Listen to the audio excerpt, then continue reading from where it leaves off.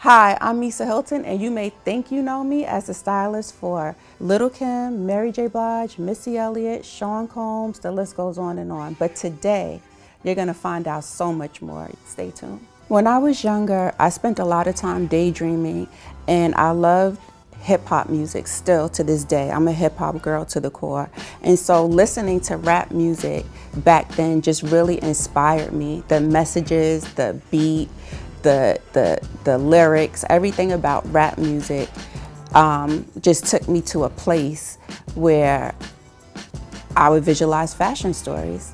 I would lay across my rug and I would just visualize what I thought these rappers would wear, or I don't know. That's just how it came to me. Outside of hip hop being a huge inspiration for me, my upbringing was as well. Japanese and Jamaican and African American. My parents divorced when I was young, so in my mother's home, it was a lot of Japanese and West Indian culture, and they're both really strict, more on the conservative side, but also very rich in culture and rich in like fashion and expression in their own way. It's like a different visual, than like the African American life. Like, at my grandmother's house, there were cherry blossoms on paintings on the wall, and kimonos. I wore kimonos in the house. We went to the Japanese supermarket, so like I had a heavy Japanese influence. And then the West Indian side, the Jamaican side as well, which West Indian people are very colorful, very bold, very deliberate in everything that they do. So in looking back, when I look at those two cultures, and then I was able to go to my dad's house in East Orange, New Jersey, where it was a little more free. That's when I could listen to rap music. That's when I could go buy a nameplate from the flea market and my earrings, my bamboo earrings and things like that. And I could play around with hip hop style a little more. But all of those things played a part in my creativity, my aesthetic, my sense of style, and the way that I see the world. When I met challenges in this business, some of those challenges looked like not being able to get into a showroom. It looked like denial. It looked like not being accepted, not being understood. And for me, it just made me stronger. Wherever there's an obstacle, there's an opportunity. And so had I not had those challenges, it wouldn't have pushed me to greatness. I'm very grateful that I had those challenges early on, because it gave me a sense of empowerment in a lot of ways.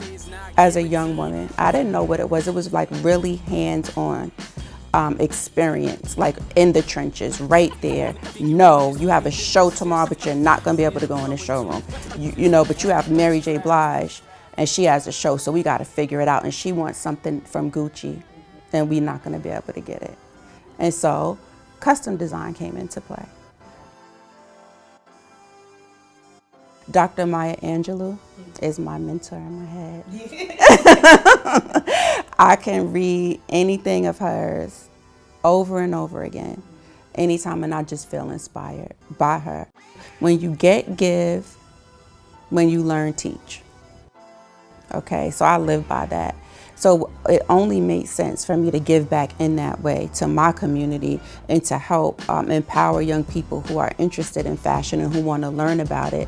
And so, I founded the Academy in 2012, and to this day, my students are doing amazing work, and they're applying everything that they learned.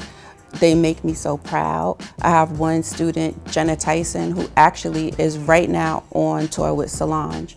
And right before, she worked the Met Gala with 3 artists under Laura Roach last Met Gala. All of the students are amazing. At the Academy, for the first 7 years, I interviewed each student myself to accept them. I'm not gonna always be able to do that now, but that's what I did. And so I love being able to connect with my students and mentor them and understand what it is that they want to achieve. And so I think that's what made the program special. This September, we're actually expanding. We're adding fashion technology, streetwear, and business. What I'm doing with the Academy, and we have a nonprofit. So, you know, empowering our young people and letting them know what's possible and that they can dream big and that they can achieve, because I've done it and my peers have done it. And so connect, you know, also bringing in my friends and family, like whether it's Mary J. Blige or it's Missy Elliott or it's Puffy or if it's my children, and bringing them together to share their stories and to share their experiences, then we learn so much more. I've always been a life coach. In another life, I would have been a psychologist. I was studying psychology at St. John's for the brief time I was there. It just comes natural to me. When I'm working with my clients, it's a coaching process, you know, it's a connecting process. And so with my interest in personal development and mental health, I decided that I wanted to become certified, and I did in 2014. I would say between the Academy and my life coaching, that is just like everything to me. Some initiatives that are close to my heart are children with asthma. My middle child suffers from asthma. And I think educating, especially also if you want to talk about Black families, like educating about diet and about what is needed to be healthy and to deal with an asthmatic condition is something that is information that you don't find in underserved communities. And they're actually doing things that are making them sick, making children sicker and adults too, because they just don't know, they don't have the information. Also the Kidney and Urology Foundation of America. I'm a donor. I gave my dad a kidney in 2008, and it gave him 11 more years of life. And again, you know, when I went on that path, I had people in my family like that I was gonna die because of ignorance. You know, or like, well, how you didn't do this yet, you didn't do that yet, how are you going to survive? Because you need one kidney, you know. So again, sharing knowledge and information so that we can make decisions and choices from a clear place, and a place that is real and not based off of illusions and scary stories. We're all reflections of each other. I've had some tough times of having the wrong people around, or people that had bad intentions. And so what happens is, again, you learn from those situations, and then you choose better, you do better, you understand people, you create boundaries for yourself and for your family. And so now I would like to say that my circle and my tribe is a reflection of who I am, and I'm a reflection of who they are.